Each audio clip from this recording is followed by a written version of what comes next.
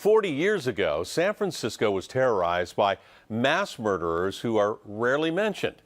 Linda Yee found out why no one wants to talk about the zebra killers, even today.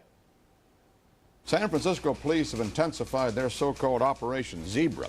It was national news. Racially motivated murders, nicknamed Zebra for the police radio band assigned to the case. All the same pattern. White people shot down by a black gunman for no apparent reason. Simply pulled out his gun and fired at me twice. The future mayor, Art Agnos, was their sixth victim. Then I looked down, I was bleeding. Shot after attending a community meeting on Potrero Hill. Did you see the man shoot at you? No, I didn't see him shoot at me because my face was turned towards the women.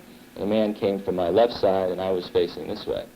After hearing the gunshots, I thought that there were firecrackers going off because I didn't see anything. And the women started running away to protect me and asking me to come with them. I started chasing them to calm them down and reassure them that no one's going to hurt them. And at that point, they told me that the man was trying to kill me, and I wheeled around quickly to see what they were talking about. And that's when I saw the man for the first time, standing about 8 or 10 yards away with the gun in his hand, looking at me with this blank stare. He probably was trying to figure out why I didn't fall, mainly because I didn't know I had been shot until the women came back and told me. It's unfortunate that these things are continuing. I have every confidence that the police are doing the best they can. It's just such a baffling kind of process. These indiscriminate murders all over the city that it's hard to get your finger on it, I guess.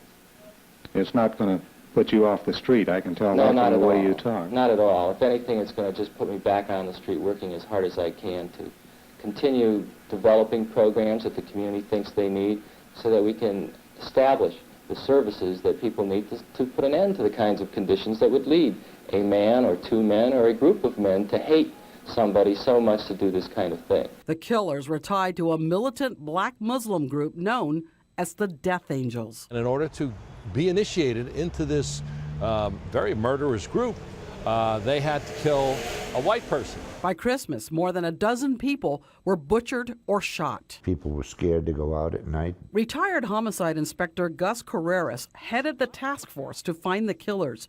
Mayor Joe Alioto ordered a citywide dragnet. Those extraordinary measures are going to involve stopping a number of people in San Francisco who fit a certain profile. Black between 20 and 30, 5'9" to 6 feet tall, of medium build. There are a lot of people in San Francisco who fit that description. The city was accused of civil rights abuse. Reverend Cecil Williams of Glide Church angrily pointed out the lack of random stops when cops were looking for the Zodiac killer 6 years earlier. They did not, in fact, begin to create a dragnet and a police state as it relates to white participants. A federal court ended the stops, but what finally broke the case? Composite sketches. Death Angels member Anthony Harris saw himself in the drawings, and fearing for his life and seduced by the $30,000 reward money, he called the cops. And he laid everything out to us. Names, places, crimes committed. 4 Zebra suspects were convicted for 16 murders and remain in prison on life sentences. Anthony Harris was in witness protection.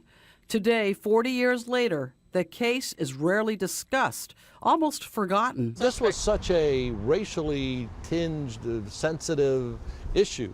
A radical sect of the black Muslims killing white people.